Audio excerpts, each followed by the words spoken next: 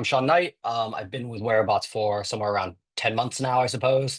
My Wherobots origin story is that I actually had a startup in the geospatial data and AI space.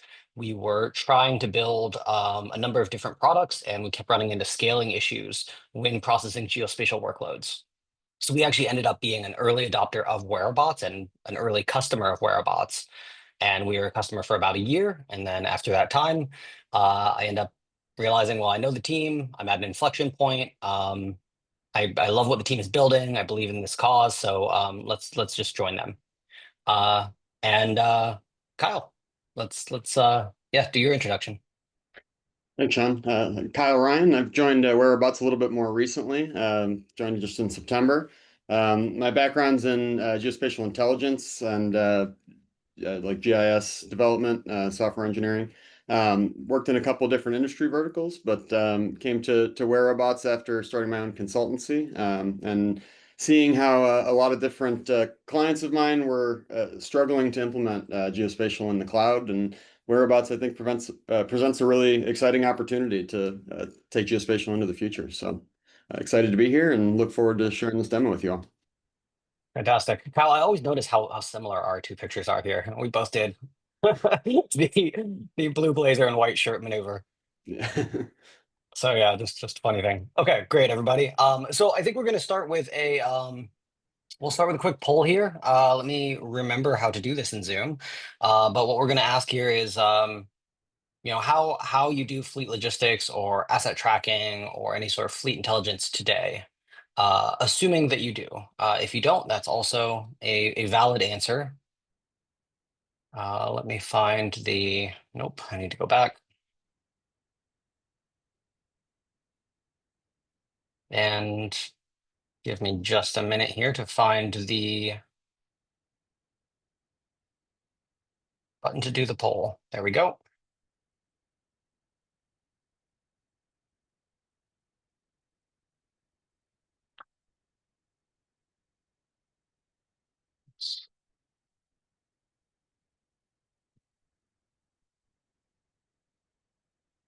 Okay. So if you are on the call, you should have the poll option now in front of you. Um,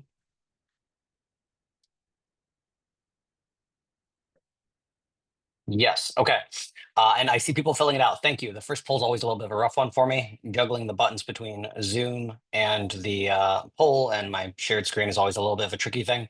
But we're asking, how do you do fleet logistics and or asset tracking today? We've got, it looks like actually most of you built your own tooling. So that's great to see. That shows a lot of technical competency and also just what I've seen from customers is that a lot of the off-the-shelf solutions and SaaS platforms out there that try to do that really do not hit a bunch of companies' individual use cases. So I see 43% built your own tooling. I'm seeing about 13% use GIS tools. So that would be Esri or QGIS or Carto. I see about a quarter of you built tooling on a data platform. So that would be something like Databricks or Snowflake. No one's using spreadsheets. That's great to see. And then a couple of you are not doing anything with data just yet. And so that's also good to know. Great. So I'll end the poll there, and then we will continue through the presentation. So I'm just going to give you a quick primer on kind of like the motivation behind why we built both Apache Sedona and Wherobots. So, we have this endpoint that we all want to get to, and that's some sort of spatial intelligence. In this case, that's fleet intelligence, but there are so many other use cases out there. And we want a complete view of what happened in the real world, right? A geographic view of what happened. And we've got many different data types coming in. Some of these are aerial imagery that could be from satellites doing Earth observation. These could be the aerial imagery collect from fixed wing aircraft or drones. These are common use cases. And then we have GPS data, essentially, or some sort of mobility data. This can be from connected vehicles. This can be from devices like cell phones or tablets or even GPS sensors out in the field. And then often there's some sort of ground truthing going on that definitely varies by use case. So I'm not even going to give you examples there because that always varies quite a bit depending on which use case we're talking about. And then there's also some sort of context that we need to add to that information. And all of these pipelines need to go into this same mix to create what all of us call spatial intelligence. The challenges with this, traditionally speaking, the challenges that I ran into when I had a startup trying to do this was, things like incomplete data coverage, delayed intelligence. So, there'd be some sort of delay or some sort of delay in processing that would actually result in you not being able to fuse these data sets, um, limits to what's possible with the current systems. And then also, when you do get a system that works, often you see huge ballooning costs involved in getting these to work together. So Wherobots is our kind of goals with Wherobots are to reach planetary coverage. So not, I have to process this data set, this geographic data set, one city at a time, but rather I can process it all at once for the entire globe or for, every country or continent that we're involved with. Speed up the speed of fusing these data sets, um, open up new possibilities, which is something that I've seen a lot from customers, is they have ideas for ancillary products or end products that they have tabled simply because the costs and difficulty of producing them didn't make them viable. And then when they switch to Whereabouts and they start getting this added capability of processing geospatial data, a lot of these other data products become viable when they were not previously. And then, of course, all of this is unlocked by compute efficiency. So all of this started with our open source project, Apache Sedona. It is, if you're not familiar with it, it's an open source project for essentially taking the distributed computing power of something like Spark, but making it, redesigning it for geographic data. So as you can, Kyle, what's that old phrase from what geography and GIS classes about how things near to things are more related than things far apart? I know Daniel knows it by heart. I'm afraid I don't have it memorized. I know what you're alluding to. That's okay. That's okay. I put him on the spot. Just that when you have things in the real world, how related they are, how correlated they are, is going to depend on how close together they are. And so you need to really structure the data and structure your processing of the data based on that. And so you cannot break up the data in a distributed way, like you would for normal Spark workloads. And so that's kind of the foundation of Apache Sedona. Um, we had a lot of blow up success with this open source project, over 50 million downloads, tons of growth, lots of contributors. And in that workload, we have over 300 functions for working with vector data, that's point lines, polygons, or working with raster data, and that's that aerial imagery. Um, and some of the companies using it are just listed here. Based on that success, we created Wherobots. It's a serverless cloud native architecture, a managed hosted version of Apache Sedona, but a superset of Apache Sedona. So we've added capabilities and efficiencies and more things on top of that. But importantly, it is always backwards compatible with Apache Sedona. So if you hypothetically were to start using Whereabouts and you're like, man, I love the speed, I love the efficiency, I love everything about this platform. I just really don't like that Sean guy's webinars. I want to go open source. You can take your whole workload, you can take it back open source. And so there's no real vendor lock-in there. There's a little bit about our architecture, but it's kind of a architecture diagram, really more than anything. But the main thing to take away from this is just that, if you have your data stored in data lakes or data lake houses, you can do all of this processing within Whereabouts, and then you can output different kinds of products or outcomes for all of these different industries, for mobility, for real estate, ag tech, fintech, energy, retail, data vendors. I mean, this is actually a pretty small number compared to the number of companies that and industries that we work with. Okay, so I'm gonna kick off the second poll here, and I'm just kind of curious how you are processing location data today. If you are, it is also valid if you are not processing location data. Maybe that's what you're here to learn about. So I'll kick off the second poll here. And while I give people a minute to complete that, I'll just say, what were my answers when I was doing a startup? I was doing a lot of GeoPandas and GDAL. So we were coding up a lot of things in Python. We did some Postgres, PostGIS, but we never we found the process a little bit frustrating. Um, and then eventually, of course, we were using Whereabouts. But we did have some workloads in BigQuery now that I think about it. Not a ton of them. And Kyle, what would you say you've used the most out of this list? uh, GDAL and Postgres mostly in my career. Yeah, makes sense. Makes sense. GeoPandas.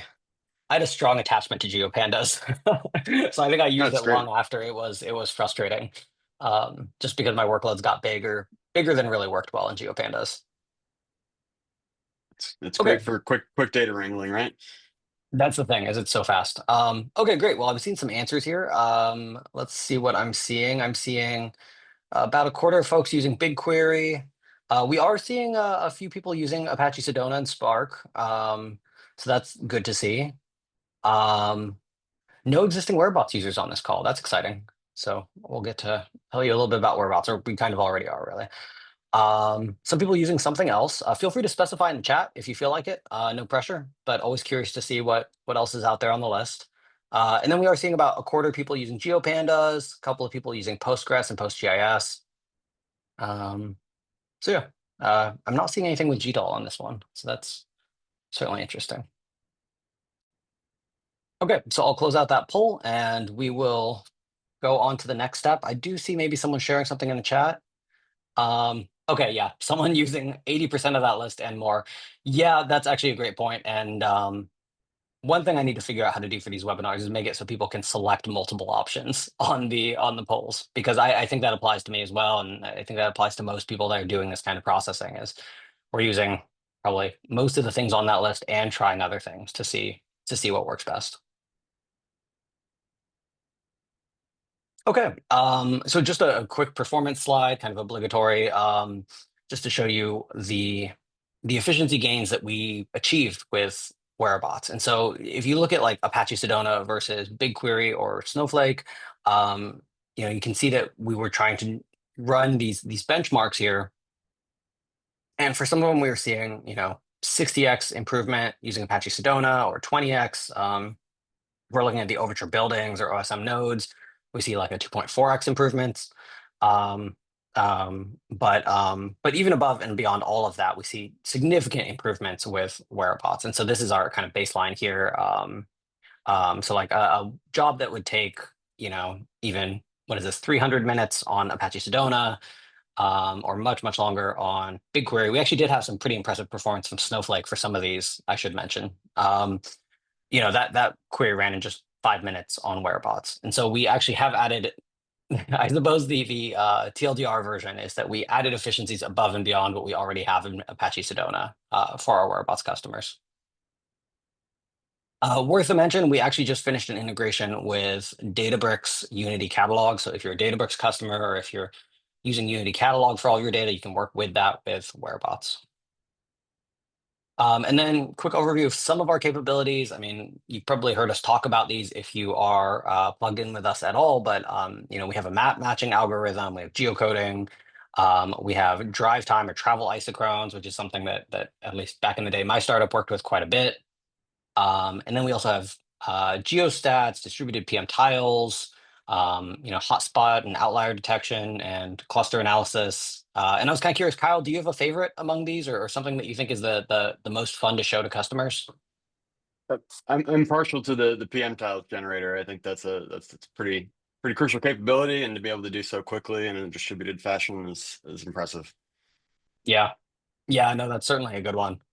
I think I'm gonna kind of hang my hat still on the isochrons just because it's fun. And then we do also have inference capabilities or object detection raster inference capabilities for if you are working with aerial imagery. Probably not as relevant to this audience, but just something to keep in mind if you're trying to detect objects in satellite imagery or something else. Um, yep, we have capabilities there as well. Okay, and we'll do the last poll, and then we'll let Kyle do his demo. So let me pull up the last of the polls here. And this one is, what challenges, if any, do you have in working with geospatial data today? So maybe your workload doesn't scale, maybe it's too hard to productionalize, maybe it's too difficult to do what you need the workload to do. There's some capability that you're not getting to. Maybe you're frustrated that you can't work with vector data and raster data in the same platform. Again, that one would surprise me on this one because I know a lot of folks are probably more focused on the vector data side on this webinar, but maybe you are using raster data. And then, of course, no challenges. Spatial data is easy, which I hope that If not today, all of you will be able to select someday. And then if you have something else on there, feel free to share it in the chat.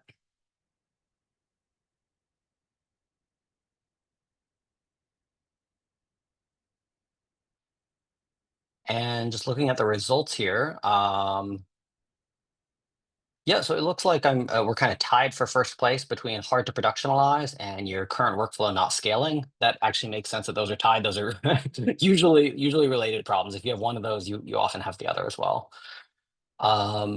Let's see, too difficult to get it to do what they need it to do. So just a challenge around not having the capabilities needed. Um, can't work with raster and vector data in the same platform. Okay, yeah, we've actually got a few people on this webinar that are using both raster and vector data and are struggling with that challenge. So that's cool to see. That's very exciting. And something else, we've got big data at a global scale. Okay, thank you for sharing that one in the chat. That and dynamic data. Yeah, I mean, that's really one of the biggest things about geospatial data. I've often referred to it to people as the biggest data that no one ever thinks about, because almost everything has something to do with geospatial data. And at least in common tech circles, people don't think about it very often. And then we do, of course, it looks like we do have one person who says no challenges, spatial data is easy. So I am happy for you, and I hope to be there soon, one day. Um, great. Well, thank you all for humoring me with the polls. I find it fun to get some feedback and kind of see what's going on with you and where you're at with things. So now what I'm going to do is I'm going to stop sharing. I'm going to hand it over to Kyle so he can show you this demo. Let's go ahead and do that. And All right. Just is my screen visible, Sean? I see it. All right, and font size looks okay.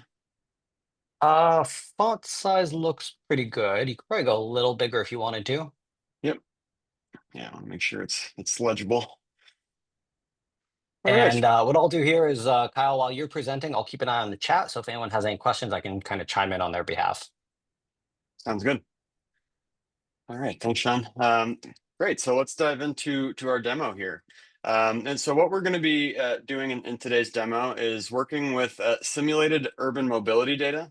So we're using an open source library called Sumo to create that data. Basically just allows us to very quickly generate a bunch of like millions of points that are representative of different types of vehicles and attributed with a multitude of different things, which we'll get into. But starting off the bat here, we're just going to have some imports to get various functions in that we're going to need. And as with all Spark workflows, we're going to start by initiating our context. And here we're just setting some variables, but these are different data sources that we've written out to our S3 bucket. And all right, let's start reading in some data. So here, make this one step smaller if that's all right. Here we're using our CSV reader. So we pointed at the S3 URI, specify things like our separator value, whether there's headers, etc.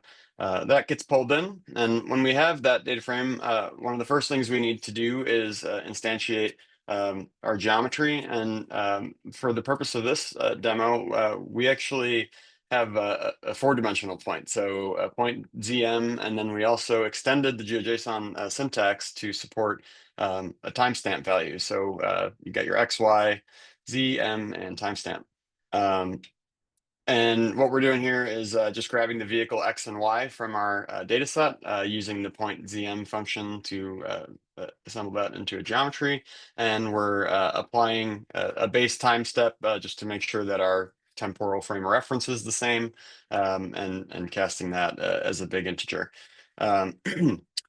Here, we're creating a temporary view so that we can reference that later, and showing here how we can very easily write this to our catalog so that we can persist this data as we go through our analysis. So creating a schema if it does not exist, and then writing to the sumo points table.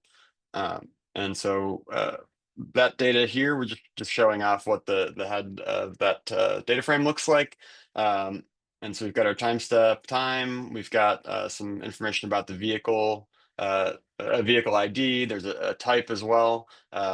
and positional information, speed, the angle, and so on. And so we'll be using all these different attributes to calculate various things for our different visualizations. Our most kind of basic view here is to just load the points that we've created. So using our Sedona Kepler integration, we're able to just quickly create a map view. So one line of code to create, one line of code to add that data. In this case, we're actually selecting back from our catalog to just demonstrate that functionality, just applying a limit on that to not bog down our browser experience too much here. But you can see this is an interactive map. I have a bunch of different symbology options that I can apply to it. Won't dive into that all just at this moment, but continuing And on. Oh, Kyle, please. let Yeah. me pause there because we've got a question in the chat. Oh, okay. They're saying so Anastasia is saying from the first look, the notebook looks quite similar to Databricks and wanting to kind of have us specify what's different and what the advantages are. And so the I would say starting point is to say that we have a couple of different ways of working with data in the Wherobots platform. So much like Databricks, you can work with the using our platform, you can work with the same Jupyter style notebooks within the platform for building out these kind of workflows. A lot of kind of the architecture here was partially inspired by Databricks, and so that's why you'll see these similarities. A lot of our customers have Databricks experience, and so it tends to work well for them. But we have these, what a lot of our customers do is they'll go into our platform and they'll build out the logic of their workflows in these notebooks, and then they will package them up into job runs that can be run later on. The big difference or big advantage over Databricks is really just the speed of doing these geospatial workloads. And so even though the user experience is very similar, the developer experience is very similar in the way that we've structured things, it is really made from the ground up for working with this kind of geospatial data, and that's what you'll see with Wherobots. That's different from Databricks. Kyle, what do you think? Anything I'm missing there on that description? No, I think that that about covers it. And we have some time metrics as we go through the notebook that I'll make a point to call out so we can illustrate that performance uplift. Yeah, but I mean, good eye there. Noticing that, yeah, this is a very similar notebook style interface to what you would see in Databricks. Okay, please continue, Kyle. Thanks. All right. So we're going to now assemble these points into trajectories or trips, routes, however you want to describe that.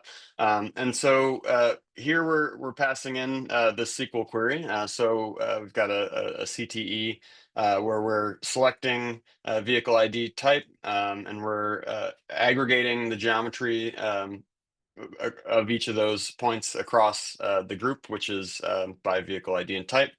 Um, and then from that, select, we're basically just assembling those array geometries into a GeoJSON. So you see a couple of nested functions here.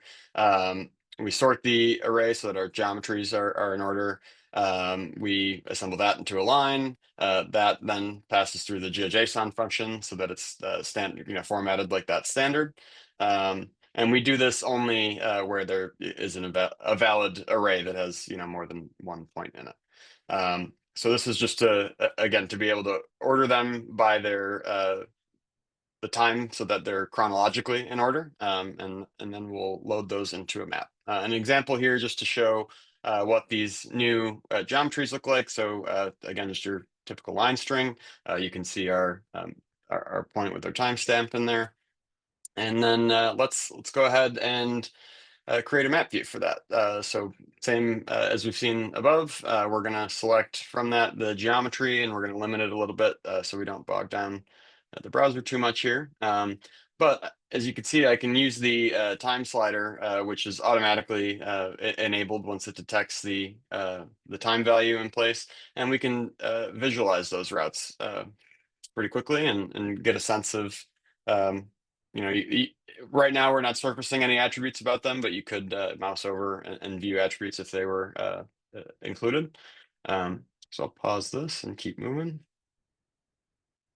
All right, now let's get into some actual analytics here. So what we're going to do is in this section, we're calling it kinematics. So we're going to compare, or we're going to calculate a couple of different metrics related to speed, acceleration, and jerk, and then we're going to use that to inform our visualization. Um, so we'll step through a couple different things here. So we're getting just the base points from our sumo points.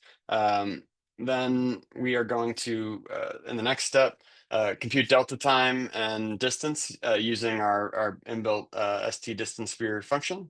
And so we're essentially lagging, doing a couple different lag functions. So comparing distance between points and using that to in the subsequent step, we'll be able to kind of categorize um, those different changes and put them into buckets that help us to visualize them. Uh, in the second step here, we're calculating speed in meters per second. Moving on, we're going to turn on to an acceleration here. So again, using our lag function, so speed meters per second over the window divided by the delta, and then we're going to save that as acceleration meters per second squared.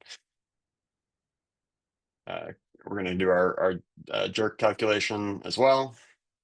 And this final query here is just to pull in all the new values that we've calculated. And so you can see in this sample here, we've got for electric bus 0, we've got our timestamp, we've got the speed at the moment, or in meters per second, acceleration, and then jerk.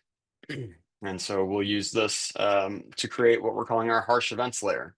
So now that we've done those initial kind of data engineering tasks, if you will, to surface the values that we need, we can categorize them into harsh events. And so the buckets that we've chosen are speeding events greater than 120 kilometers per hour, harsh brake events, harsh acceleration, and harsh jerk.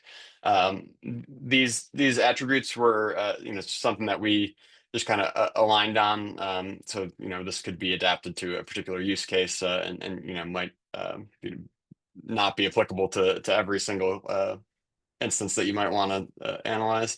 But So for reference, sorry, Kyle, yeah. hypothetically, I know we're doing it for like electric buses, I believe, for this one, but like if I were a vehicle manufacturer, or I was a company that either manages fleets of vehicles, or let's say I'm Mhm. like a vehicle manufacturer and I'm collecting driver data automatically through our system, and I want to calculate like a driver quality score. Is that something that we could do with these calculations that we're doing for the harsh Yeah, brake and harsh acceleration and whatnot? absolutely. You could take the some sort of heuristic with the aggregate of those, and like you said, create a score per driver. You could further refine that to over certain time periods. The sky's the limit there. I mean, if you have the underlying attributes and you're able to model some kind of scenario that you want to identify or flag, yeah, that's certainly feasible. Makes a ton of sense. Very cool. Yeah, and just to call out here, we're using our time at magic command to get some wall times on this. Basically, it runs this multiple times. Important to note that you have to call either you can do this write mode overwrite format no op, which simulates a write without actually persisting data. You can also use cache count, but if you just were to write this query right here and do time it, it wouldn't be representative because it's not actually executing that until you go to cache it or operate on it in some capacity. But with that said, 707 milliseconds plus or minus 30 milliseconds per loop. So pretty quick to pull this all together. I think our sample data set is somewhere in the ballpark of 3.5 million points, just so for context there. All right, and let's just now that we've created our harsh events view, if we wanted to just create a quick summary here, we can do that using the group by and aggregation functions. So here we're just summing these various event flags, applying an alias to them, so speeding, harsh brake, harsh accel, high jerk.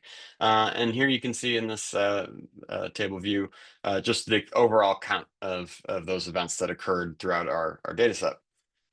All That's right, kind of and interesting that there. So, like, for example, if I could collect this kind of data for a whole city rather than just for, a fleet, um, and I could have it be associated by time, I could show hypothetically something like, drivers in this city have become more aggressive over the past 3 years or something like that. absolutely, yeah, it gives you that the ability to look, in temporal context, like looking back over time, intra-day or like around some event. You could see. I imagine you'd probably find some different observations. For example, if you were maybe wanting to monitor like after a sporting event, there's traffic departing. Where are there congestion points? Where are folks? Speeding, things like that. It might completely change the pattern of events that you see depending on some modifying factor like that. So, yeah, I think a lot of different cases where this type of analysis could be useful. Yeah, no, that's great. All right.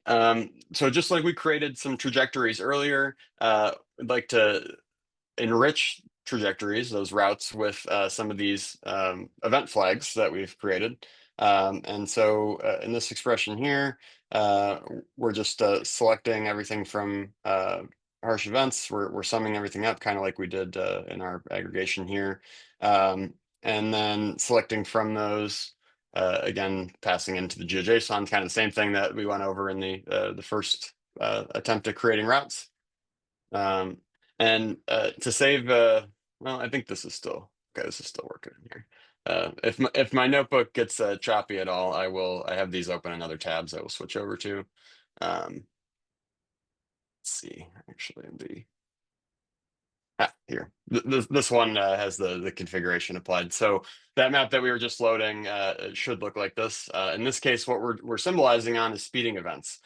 So if there are a certain number of points in the constituent route or constituent points in the overall route that are above that threshold, we're symbolizing them here. And so you can see, as you would expect, on major highways, interstates, there's a lot more occurrences of vehicles going over 120 kilometers per hour.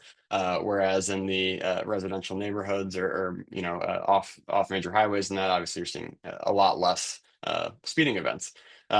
This was just one of the event types that we chose to symbolize. You could certainly play around with any of the different ones that we calculated.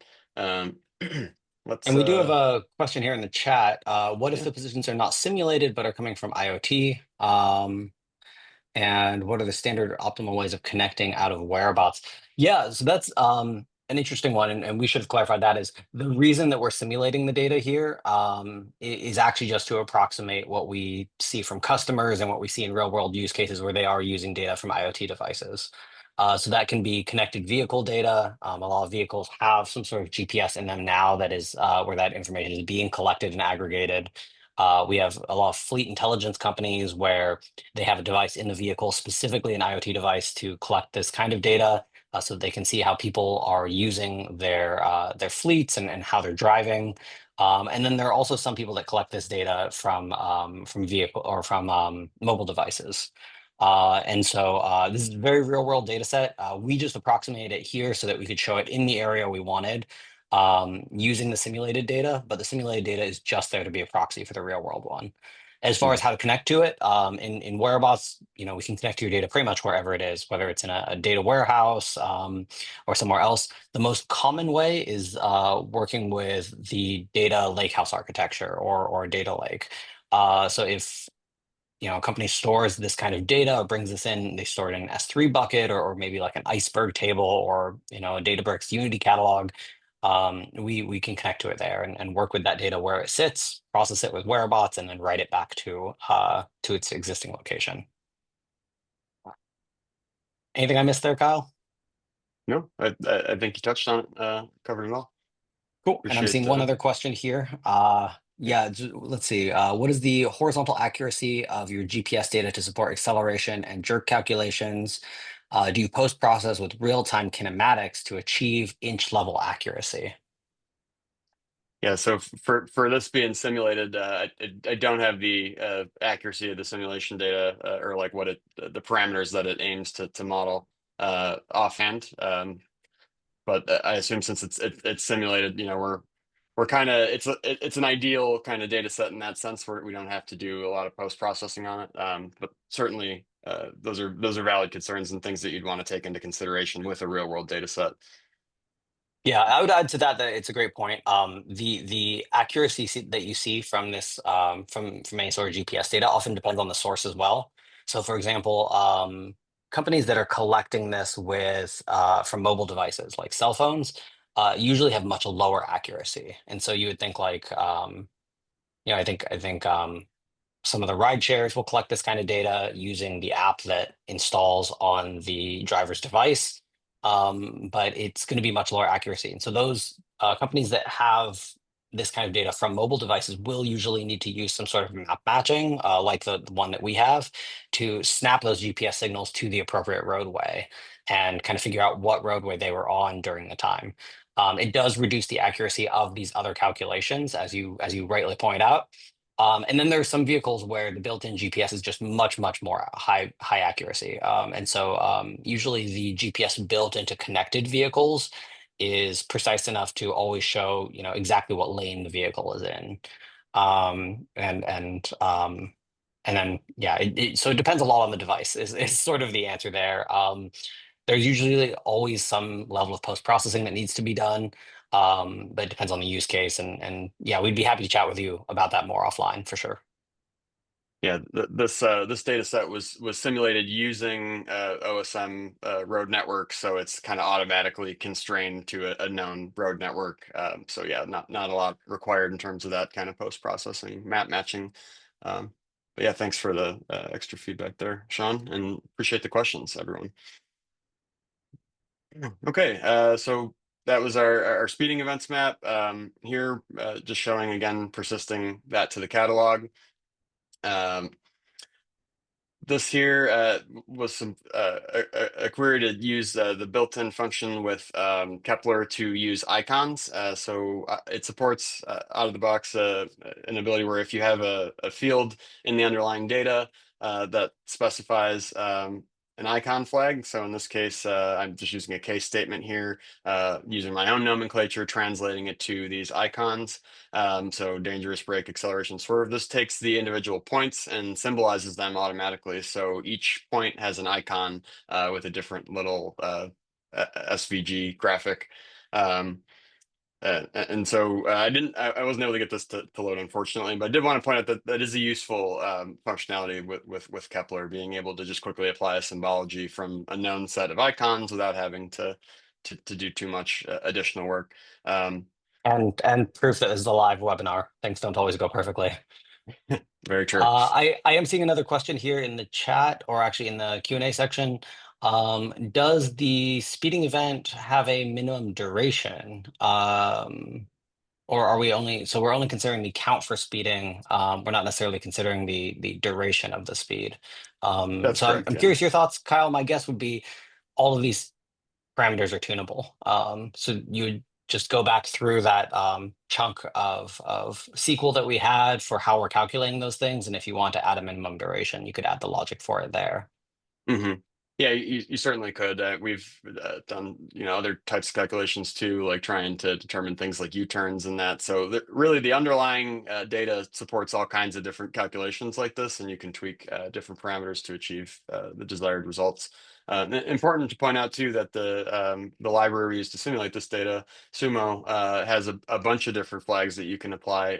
Sean, you mentioned earlier, like the ability to have individual lane flags or one-way directional things like that. It can get very involved. This is like a research grade simulation software. So definitely could make a more robust sample case as well.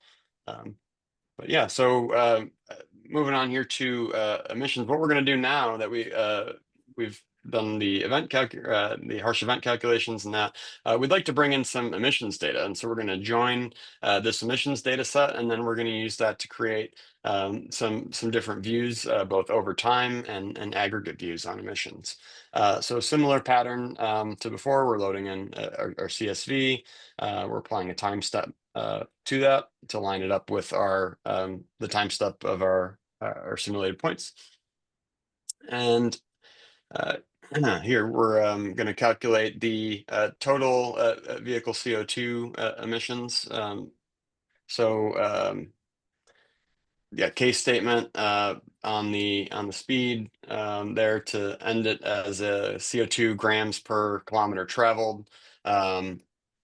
And then we're allowed for a little bit of a time step difference as well, in case there wasn't a perfect match there. So that way, this basically just looks a half a second in either direction and allows the join to succeed, even if the times don't match up perfectly exactly. Okay. And unfortunately, the show isn't the most valuable, because the electric bus, as you might expect, doesn't have any CO2 emissions. So Yep, forgive someone that. already caught that. Yeah. Yep. Credit to Anastasia in the chat for catching that one Yeah. for us. Nothing gets past our panelists here, our attendees. Yeah, so let's aggregate our cumulative emissions to let's use H3 hex cells. I think we're going to use level 8 to start. So again, case statement for the calculation per point, and then we're going to use our built-in functions for getting the H3 cell IDs for a given polygon or polyline geometry. So that function takes in the geometry, the desired scale, and then we save that as H3. And yeah, so this is just ordering by our timestamps for doing the calculation over each time step.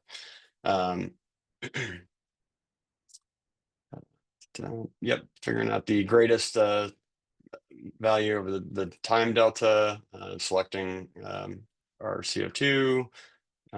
This is the per segment, so per segment, like A to B in each set of points, doing a calculation for the distance traveled and the emissions in kilograms over that segment, and then doing an intensity kilogram per kilometer calculation as well. We're going to aggregate that. So approximate count distinct. We're going to sum up our emissions in kilograms, our distance traveled kilometers, and doing our intensity calculation, and then our 90th percentile calculation as well. And then here we just are taking our H3 to geom from the array of X3, and then exploding that out as our geometry so that we can load it into our choropleth map. So creating a view here called hex choropleth, and you can see, sorry, I'm zooming all over the place, that view that we just created there. So we've got our 90th percentile per kilometer traveled, total distance, total emissions. And here is the static aggregate view. So we were able to symbolize the color ramp on total emissions, and we also applied a custom height value from the same total emissions, and then enabled the 3D view here in Kepler. And you can see when we mouse over it, we get the count of vehicles that traveled through that cell, total emissions, and the average intensity. And so you can see, like, there's concentrations over the interstate and the bridge over to Oakland, as you would expect. More emissions where there's cars idling on the highway, or just increased density of traffic on major thoroughfares. And let's now take, instead of just that aggregate view, let's do it over a particular time step. And so our simulated data set spans 1 hour. So we decided to break that up into 5-minute chunks.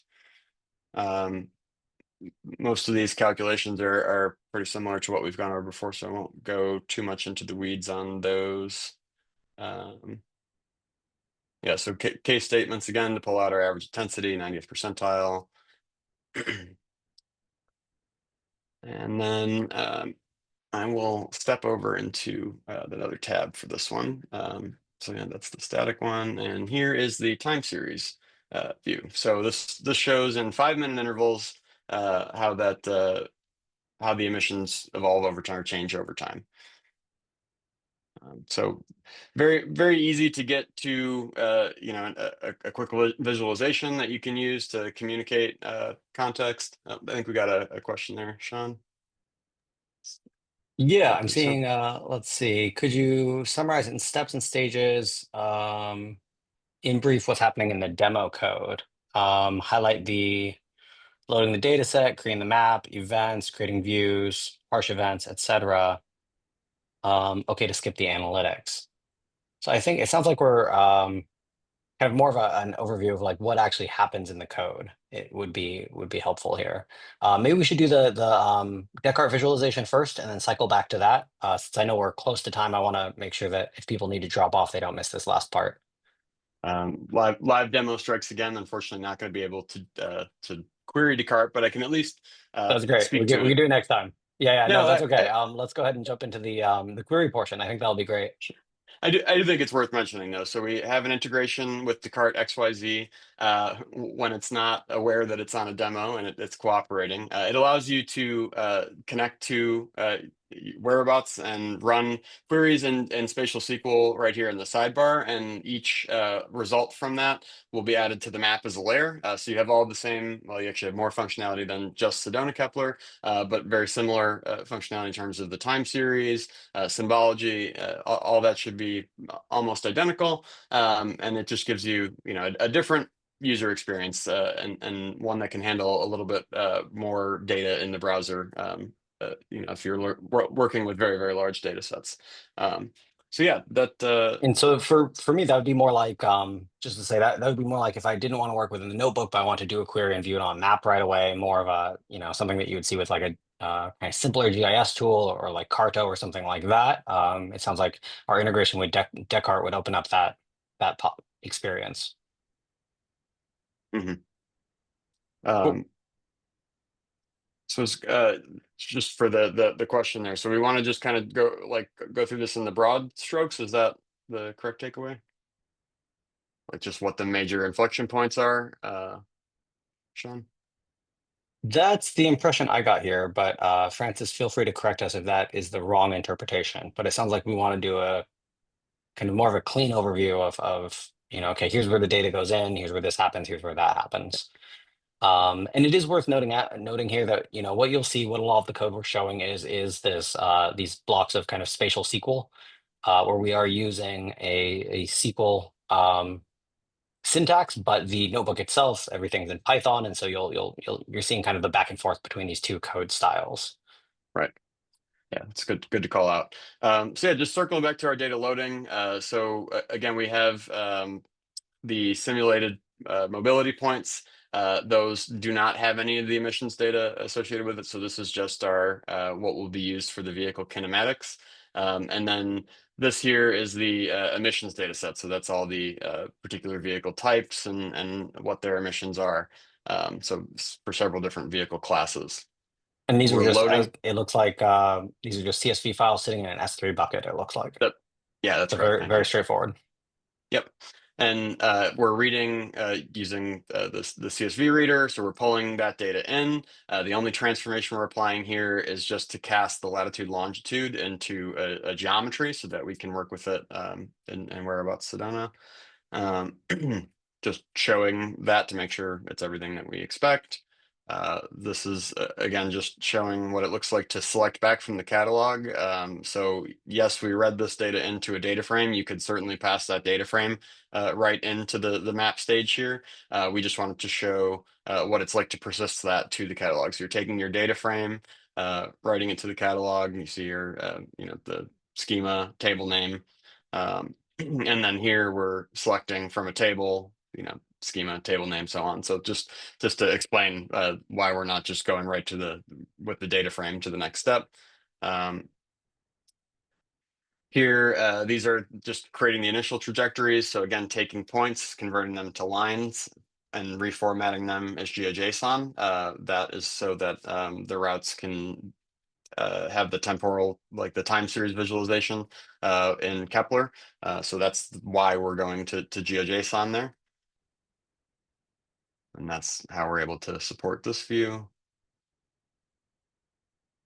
And then kinematics. So this is the multi-step process to add all the different flags that we need for our harsh events to create our harsh events layer. So computing delta time and distance, speed, acceleration, and jerk. So these are all just kind of building out the attributes we need. What are the, what is the speed, acceleration, and jerk? Not applying any of the flags to put them in buckets yet, but just to create those attributes so that we can then put them in their different buckets. And so this is the aggregation or the grouping step. Just a quick summary count of all the different event types that we arrived at after that calculation. This step here, there's some repeat code with the previous trajectory step. The only difference is that we're adding in our new harsh event categories to it. So selecting that, and then from our harsh events, we're adding in, or sorry, selecting the GeoJSON. So just making sure that that new summary view that we've created is cast to the right order of points and then format for the map. Here, creating this, if it would have worked correctly, should have been loading our config for the map from S3 and then displaying that. Again, writing to the catalog.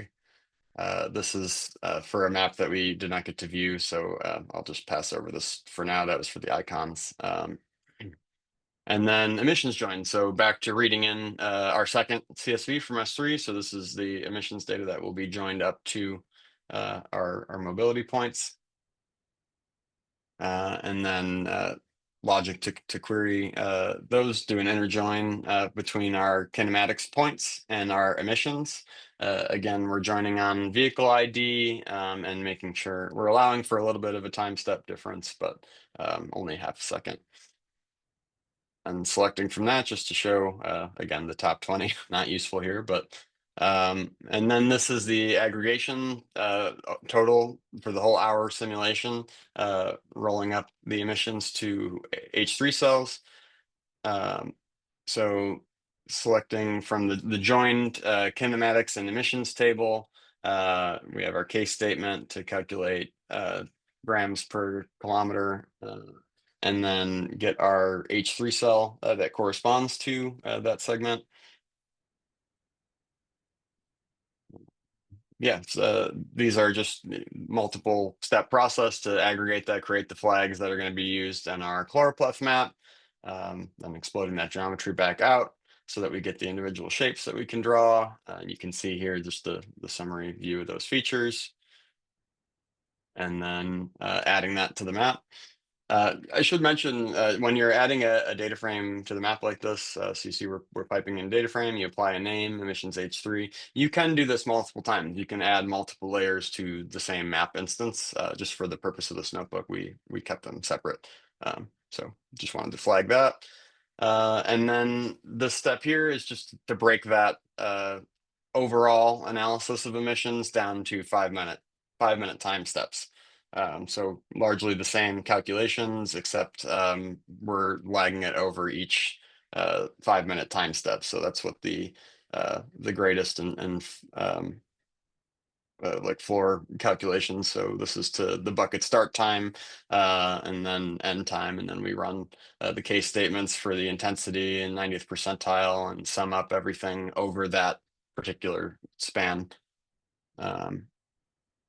And yeah, that's pretty much, I think, the broad strokes. Did that, Francis, did that help to recap everything, or is there anything else we can clarify? And I would also say be happy, or feel free to reach out. We'd be happy to like get on call and go over this in more detail, or I think we can probably share the notebook with you also if something like that would be helpful. Hmm. So yeah, we'll of course send an email after the webinar. Feel free to respond to that, and we can connect with you. And that concludes the demo. So pending any additional questions, I'll throw it back to you, Sean. Yeah, let me hop back over. So,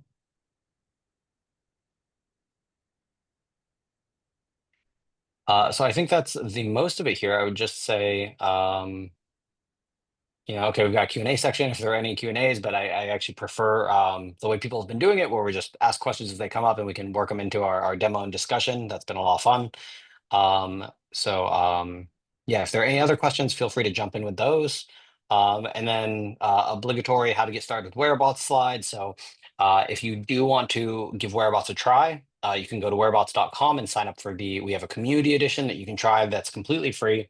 But that one will be limited in the amount of compute you can use and kind of the capabilities. If you really want to kind of kick the tires and test it and you're an AWS user, I would recommend trying from the AWS marketplace and signing up for a pro plan. Or, as I said, we'll have some emails coming out after this webinar, so please feel free to reach out, and then me and Kyle can get back to you with more information.